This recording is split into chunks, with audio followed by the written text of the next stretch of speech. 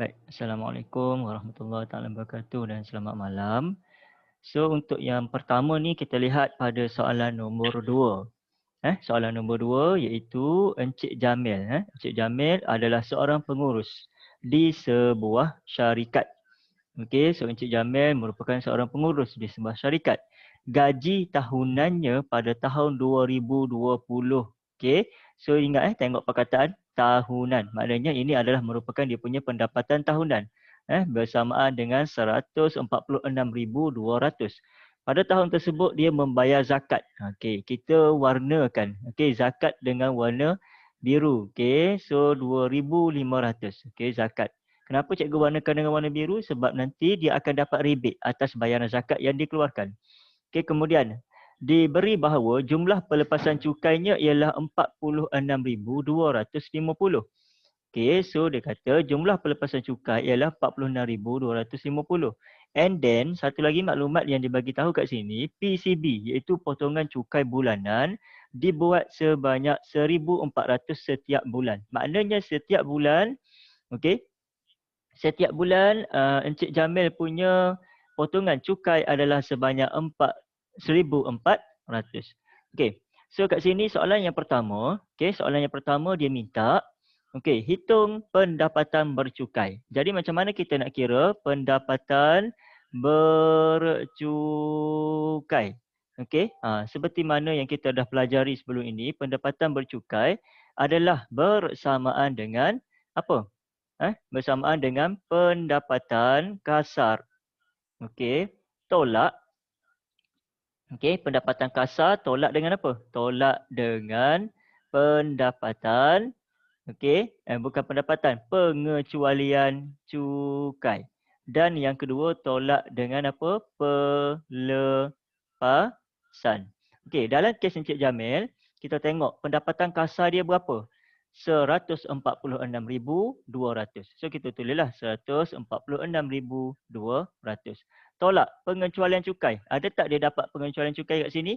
Tidak ada. Sebab Encik Jamil tidak membuat sebaran derma kepada entiti yang diluluskan oleh kerajaan. Jadi tidak ada. Pelepasan cukai tidak ada. Pengecualian cukai tidak ada. Jadi kita pergi kepada pelepasan cukai. Okey, kat sini dia bagi tahu bahawa jumlah pelepasan cukainya ialah 46,000. Okey, so RM46,250. Jadi di sini kita akan dapatlah jumlah untuk pendapatan bercukai. Tekan kalkulator, RM146,200 tolak dengan RM46,250. Maka kita akan dapat pendapatan, pendapatan kasar. Pendapatan bercukai Encik Jamil ialah bersamaan dengan RM99,950.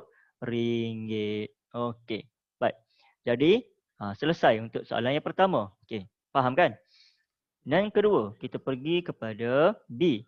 Iaitu dikata hitung cukai pendapatan yang perlu dibayar oleh Encik Jamil. Nak kira cukai pendapatan. Macam mana nak kira cukai pendapatan? Iaitu cukai pendapatan. Okey, yang ini paling mudah kita bina dia punya jadual. Okey, so saya masukkan kat sini jadual. Okey, berapa ni jadual dia? Okey, kita masukkan kat sini. Dia keluar kat mana ni? Jadual ni. Oh, tak dapat Okey, tak payahlah kita pakai jadual. Jadi kita buat yang macam biasa kita buat ajalah Okey. So cukai pendapatan yang perlu dibayar oleh Encik Jamil. So nak kira cukai pendapatan. Cukai pendapatan. Baik, kita perlu merujuk kepada kita punya jadual table untuk jadual pendapatan. Jadual cukai taksiran itu iaitu pada muka surat berapa dah? Berkenaan dengan cukai pendapatan. Kita tengok di muka surat mana dah cukai pendapatan. Pengiraan kira-kira. Muka surat berapa ni? Cukai pendapatan. Ni jadual ini kan. Okey, baik. Sekarang ni pendapatan Encik Jamil termasuk dalam kumpulan mana? Kumpulan yang ini. Iaitu 99,000. Okey, 99,000. So 70,000 yang pertama adalah 4,600. Maka kita pergi kepada muka surat tadi. Muka surat berapa dah? Lupa saya. 4.1D kan? Okey. Mana dah dia? Ni 4.1D. Okey. Yang pertama dia kata 70,000 yang pertama. Okey, 70,000 yang pertama bersamaan dengan RM4,600. Okey, so kalau kita rujuk kepada jadual ini, dia bagi tahu tadi iaitu 4,600. Ini 4,600. Okey, kemudian untuk baki adalah dikira dengan kadaran 21% daripada nilai jumlah. Okey, 21% daripada nilai jumlah bermaksud okey 99,950 kita kena tolakkan dengan 70,000. Okey, tolak dengan 70,000 maka kita akan dapat bakinya ialah bersamaan dengan 29,950. Kita kena darabkan dengan berapa? Kena darabkan dengan 21% iaitu 21/100. Okey, so darabkanlah dengan 21 bahagi dengan 100, maka kita akan dapat dia punya cukai taksiran dia untuk yang bakinya adalah bersamaan dengan RM6,289.50. So kita jumlahkan. Okey, so jumlahnya adalah bersamaan dengan jadi tambah 4,600, okey, tambah dengan RM6,289.50 bersamaan dengan berapa? Okey, bersamaan dengan RM10,800. Okey, RM889.50. Okey, ini baru kita kira jumlah. Kita belum lagi tolak dengan rebate. Sebab apa? Sebab kat sini ada rebate iaitu zakat yang dikeluarkan oleh Encik Jamil akan dikira sebagai rebate. Maknanya kat sini kita kena tolak dengan rebate. Okey, so yang ini kena tolak. So tolak dengan berapa? 2,500. Okey, Encik Jamil dia tunaikan zakat kepada syarikat pula, kepada badan kerajaan yang berautoriti. So maknanya RM10,889.50 tolak dengan 2,500, maka kita akan dapat bersamaan dengan berapa? RM8,389.50. Okey, so jumlah cukai yang perlu dibayar oleh Encik Jamil bagi tahun tersebut adalah bersamaan dengan RM8,389.50. Okey, boleh faham Baik. Next, yang ketiga, soalan C pula. Okey, untuk soalan C apa yang ditanya? Perlulahkah Encik Jamil membuat bayaran cukai yang tidak mencukupi kepada LHDN? Jelaskan jawapan anda. Okey, kat sini dikata potongan cukai bulanan adalah sebanyak 1,400. Maksudnya setiap bulan Encik Jamil membayar kepada LHDN sebanyak 1,400. Jadi untuk kita tahu jumlah setahun, maknanya 1,400 kita kena darabkan dengan 12 bulan iaitu bersamaan dengan berapa? Okey, bersamaan dengan 16,000. Okey, darab dengan 12 bulan. Kenapa kita darab dengan 12 bulan? Sebab 1,400 ini adalah untuk satu bulan punya potongan. Jadi kalau kita nak tahu dia punya cukai yang dibayar oleh Encik Jamil bagi tempoh setahun ialah RM16,800. Okey, sekarang ni soalan tanya. Adakah Encik Jamil perlu membuat bayaran cukai yang tidak mencukupi kepada HDN? Okey, sekarang ni cukai yang dikenakan kepada Encik Jamil ialah bersamaan dengan RM8,389.50. Sedangkan setiap tahun, okey, pada tahun 2020, Encik Jamil membayar kepada LHDN sebanyak 16,800. Okey, so jumlah yang dia bayar adalah jauh lebih tinggi daripada cukai yang sepatutnya dibayar oleh Encik Jamil. Jadi, adakah dia perlu bayar lagi pada LHDN? Jawapannya adalah tidak. Okey, jawapannya adalah tidak. Sebaliknya, sebaliknya, LHDN yang akan membayar pulangan. Maknanya LHDN akan pulangkan duit Encik Jamil, iaitu 16,800 kita akan tolakkan dengan RM8,389.50. Maknanya di sini akan berlaku lebihan. LHDN akan membayar kepada LHDN akan membayar membayar kepada Okey, kepada siapa? Kepada Encik Jamil. Okey, sebanyak, okey, sebanyak berapa? 84,000, okey, 84,000 pula. RM8,410.50. Kerana, okey, kerana apa? Kerana berlaku, okey, berlaku lebihan, okey, lebihan potongan, okey, potongan PCB iaitu potongan cukai bulanan oleh LHDN. Sebab apa? Sebab dia dah bayar lebih daripada jumlah yang sepatutnya dia bayar.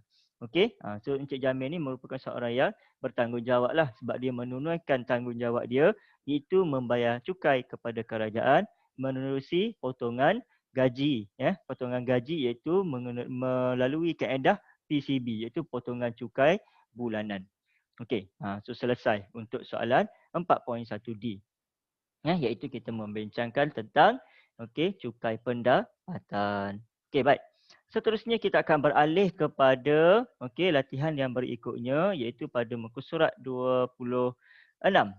Okey, sebelum ni dalam kelas yang kita ganti dengan kelas tutorial, saya ada bagi latihan ekstensif, latihan tambahan, soalan ekstensif, soalan 1 2 3 4 5 6 7 8 9 dan 10. Okey, so hari ni kita akan lihat soalan-soalan tersebut. Okey, jadi kita lihat yang pertama, soalan ekstensif yang pertama ini adalah mengenai kefahaman kita terhadap cukai-cukai yang wujud. Okey, so yang ini kita boleh terus, kamu tulis je soalan, huraikan tujuan cukai sebagai alat pelaksanaan polisi kerajaan. Okey, so kita tengok dengan menggunakan modul pun boleh. Okey, dalam modul ini tengok muka surat berapa ni? 86. Okey. Latihan ekstensif. Dia kata, huraikan tujuan cukai sebagai alat pelaksanaan polisi kerajaan dengan contoh yang bersesuaian. So, kalau kita lihat kepada jawapan, apa yang dia kata? So sebenarnya benda ni sama je. Jadi kita tengok perbincangan kita menerusi jawapan yang diberi. Cukai boleh dijadikan sebagai alat pelaksanaan polisi kerajaan supaya polisi tersebut mendapat kesan yang efektif. Yang ini kamu boleh tengok dalam buku teks pun ada sebut. Dalam kita punya nota yang di depan sana tu, sebelum ni cikgu ada suruh kamu buat nota kan. So dekat sini dia ada bagi tahu supaya pelaksanaan polisi kerajaan menjadi lebih efektif. Contohnya apa? Cukai keuntungan harta tanah yang dikenakan kepada kerajaan. Ini contohnya. Adalah untuk mengurangkan aktiviti pelaburan hartanah yang keterlaluan. Maknanya siapa yang memiliki tanah yang banyak, ni dia ada tanah banyak, si A ni. Si A ni ada tanah banyak. Jadi, kalau kita tidak kenakan cukai kepada dia, si A ni, maka dia akan monopoli. Bagaimana dia monopoli? Dia akan beli sebanyak mungkin tanah yang ada. Menyebabkan apa? Menyebabkan wujudnya jurang. Jurang pendapatan di antara si A dengan si E. Katalah si E ni orang yang sederhana. Dia tidak mempunyai wang yang cukup nak beli tanah dan sebagainya. Jadi dia terpaksa menyewa. Jadi si A ni dia beli tanah, dia buat rumah. Lepas tu dia bagi sewa. Tahun depannya dia naikkan lagi kadar sewa. Jadi yang tersepitnya siapa? Si C. Kalau tidak dikenakan cukai, maka si A akan sentiasa hidup dengan mewah. Bila dikenakan cukai, maka si A perlu membayar cukai kepada kerajaan. Jadi kerajaan boleh salurkan wang yang didapati daripada cukai tersebut kepada si C ni untuk dia seimbangkan kembali ekonomi. Begitu contohnya cukai perkhidmatan digital dikenakan adalah untuk mewujudkan pentas persaingan yang seimbang dalam syarikat tempatan. Kemudian contoh yang lain, levy pelepasan dikenakan terhadap individu yang meninggalkan Malaysia dengan pengangkutan udara bagi menggalakkan pembangunan pelancongan dalam negara. Contoh kalau kita naik kapal terbang kan, kita naik kapal terbang, kita pergi melancong ke luar negara, kita akan dikenakan cukai. Untuk tambang kapal terbang kita. Contoh kamu nak pergi melancong ke mana? Jepun, Korea, China, Indonesia dan sebagainya. Kamu akan dikenakan cukai untuk perjalanan tersebut. Tujuan dia apa? Adalah nak bergalakkan pelancongan dalam negara. Sebab kalau semua orang pakat nak melancong ke luar negara, jadi siapa nak melancong dalam negara kita? Sebab itu dia kenakan cukai. Jadi bila orang rasa banyak kena cukai kan, baik melancong dalam negara je. Itu contoh kenapa cukai diperkenalkan bagi beberapa keadaan yang tertentu. Okey, dia sebenarnya bukan untuk membebankan tapi adalah untuk membantu pelaksanaan polisi kerajaan supaya polisi yang diperkenalkan akan menjadi lebih efektif. Baik, kemudian kita tengok pada soalan yang kedua. Okey. Soalan yang kedua dia kata nyatakan pihak yang bertanggungjawab untuk mengutip cukai pendapatan. Okey, yang pertama cukai pendapatan siapa yang bertanggungjawab? Ni kita dah bincang panjang lebar. Siapa? LHDN. Cukai pintu. Siapa cukai pintu? Okey. Majlis. Majlis apa? Okey. So tengok sini. Dia kata apa? Majlis. Okey, kat bawah ni kan. Tengok, pihak berkuasa tempatan iaitu Majlis Perbandaran atau Majlis Daerah. Kalau contoh Johor Bahru, Majlis Perbandaran Johor Bahru, MPJB. Kalau Mersing, Majlis Daerah Mersing. Apa beza? Kalau bandar dia dipanggil Majlis Perbandaran lah.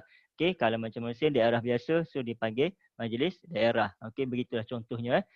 Mereka inilah yang akan bertanggungjawab untuk mengutip cukai pintu. Seterusnya, cukai jalan. Siapa yang kutip cukai jalan? JPJ, Jabatan Pengangkutan Jalan. Kalau cukai jualan dan perkhidmatan, okey, cukai jualan dan perkhidmatan siapa yang akan kutip? Kita tengok kat sini siapa? Okey. Jabatan Kastam Diraja Malaysia. Kastam akan kutip untuk cukai jualan dan pendapatan. Okey, itu kita punya jabatan-jabatan kerajaan yang bertanggungjawab secara langsung dalam menguruskan hal percukaian negara. Yang pertama, Lembaga Hasil Dalam Negeri. Yang kedua, pihak berkuasa tempatan iaitu Majlis Daerah dan sebagainya. Okey, Jabatan Pengangkutan Jalan untuk cukai jalan. Dan yang terakhir, Kastam Diraja Malaysia adalah untuk cukai jualan serta perkhidmatan. Okey. Yang ketiga, soalan yang ketiga dia tanya apa? Cukai apa ni? Depan ni apa? Isi tempat kosong. Ialah cukai yang dikenakan atas pendapatan yang diperoleh oleh seseorang individu atau sesebuah syarikat di Malaysia. Cukai apa yang dikenakan? Cukai pendapatan. Sebab dikenakan atas pendapatan kan? So, cukai pendapatan. Betul tak jawapan dia? Cukai pendapatan? Betul. Okey, cukai pendapatan. Okey, kemudian soalan yang berikutnya. Betul setakat ni betul semua kan? Okey. Nyatakan kesan kita mengelakkan cukai pintu. Cukai pintu kan kita mengelak. So apa boleh dikenakan? Apa yang kita pihak berkuasa boleh kenakan terhadap kita jika kita mengelak daripada cukai pintu? So tengok, dia kata apa? Pihak berkuasa tempatan boleh menyita harta mudah alih pemilik harta yang tidak membayar cukai pintu. Okey, contohnya kita ada kemudahan, kita ada kedai. Okey, kita ada kedai, kedai kita tu, kita tak bayar cukai. Kedai kita maju, orang beli macam-macam kan, orang masuk beli, masuk keluar beli. Jadi kita mendapat banyak keuntungan daripada hasil daripada kedai ni. Dan tiba masa untuk bayar cukai, kita tak bayar. Jadi setelah diberi amaran, setelah diberi amalan, kita degil, kita tak bayar juga. Jadi apa yang berlaku? Pihak berkuasa tempatan, boleh sita, maknanya dia boleh datang, dia boleh datang kedai kita, dia boleh palang. Orang dah tak boleh masuk ke kedai kita dan sebagainya, menyebabkan kita akan mengalami kerugian. Jadi untuk mengelakkan daripada berlaku perkara sedemikian, kita sebagai orang yang bertanggungjawab wajiblah membayar cukai. Okey, so itu kesan dia. Kita boleh dikenakan cukai ni, boleh disita, harta-harta kita tu boleh diambil alih atau boleh dirampas. Okey. Yang seterusnya, yang soalan nombor 5. Okey, soalan nombor 5 ada tak kat sini? Tiada. Kita pergi pada muka surat yang berikutnya. Okey, surat berikutnya dia kata, jelaskan maksud pelepasan cukai bagi cukai pendapatan. Apa maksud pelepasan cukai? Apa maksud pelepasan cukai? Okey. So, dekat sini kita tengok jawapan senang cikgu nak bagi ayat yang lebih mudah lah untuk kita faham. Okey, pelepasan cukai ialah perkara atau perbelanjaan bagi kepentingan persendirian. Okey, maksudnya apa? Maksudnya kat sini sesuatu yang kita gunakan untuk kepentingan diri kita. Okey, ataupun untuk ahli keluarga. Okey, maka perkara-perkara ini tidak dikenakan cukai. Contohnya apa? Kita gunakan duit tersebut untuk pendidikan ataupun untuk kesihatan. Okey. semua perkara-perkara ini tidak dikenakan cukai. So bila kata tidak dikenakan cukai, maka kita akan mendapat pelepasan cukai jika kita ada terlibat dengan pendidikan, kita ada terlibat dengan kesihatan, maka kerajaan akan beri pelepasan. Jadi daripada pelepasan cukai ini, kita bolehlah guna duit yang kita dapat daripada hasil pelepasan ini untuk membantu meringankan beban kita dalam menampung kos untuk perkara-perkara yang berkait dengan kepentingan peribadi ataupun ahli keluarga kita. Okey, so itu adalah untuk perkara nombor 5. Itu maksudnya kepada apa? Kepada pelepasan cukai. Baik. Yang berikutnya, kita pergi kepada soalan nombor 6. Okey, soalan nombor 6 dia kata apa? Nyatakan dua jenis rebate cukai yang dibenarkan oleh kerajaan. Rebate. Rebate ada dua jenis. Apa? Satu zakat. Kan? Jelas kan? Satu zakat. Yang kedua apa? Yang kedua adalah, okey, yang kedua jika. Okey, yang kedua jika, okey, jika pendapatan. Okey, pendapatan bercukai. Okey, pendapatan bercukai adalah kurang daripada, okey, RM35,000. Okey, kurang daripada RM35,000, maka kita akan mendapat rebate. Okey, maka akan dapat rebate sebanyak berapa? RM400. Ini adalah tawaran. Okey, kita tengok kalau dalam contoh bentuk ayat yang lebih cantik lah untuk nombor 6. Okey, rebate cukai sebanyak RM400 akan diberikan kepada pembayar cukai sekiranya pendapatan bercukainya tidak melebihi RM35,000. Nampak betul kan? Apa yang cikgu bagi tahu tadi? Jika pendapatan bercukai kurang daripada RM35,000, maka akan dapat rebate sebanyak RM400. Sama je, cuma ayat sahaja yang berbeza. Yang kedua, jumlah bayaran zakat ataupun fitrah juga merupakan rebate. So maknanya kalau dia keluarkan zakat, tak kisahlah zakat apa yang dia keluarkan, yang penting dia mesti keluarkan kepada badan. Okey, badan agama, okey, majlis agama dan sebagainya yang diiktiraf. Okey, sebab ada yang kutip tapi tidak diiktiraf. Itu tak boleh. Okey, yang boleh kutip zakat hanyalah majlis yang diiktiraf sebagai amil zakat. Amil zakat ni ialah orang yang kutip zakat. Okey, mereka ni orang yang bertanggungjawab untuk menguruskan dana zakat. Okey, so kita kena bayar kepada mereka, barulah kita akan mendapat apa? Barulah kita akan mendapat rebate. Kalau kita bayar kepada orang selain daripada badan agama ataupun amil yang dilantik ini, maka kita tidak akan mendapat rebate daripada kerajaan. Okey, selesai untuk soalan nombor 6. Baik. Sebelum kita sambung soalan yang berikutnya, iaitu soalan nombor 7, iaitu kita melibatkan pengiraan. Okey, soalan nombor 7 ni kita melibatkan pengiraan. Jadi kita berhenti rehat terlebih dahulu, mungkin dalam 3 ke 4 minit, and then kita akan sambung. Kebetulan masa kita pun dah nak habiskan, ada lebih kurang dalam 7 minit lagi.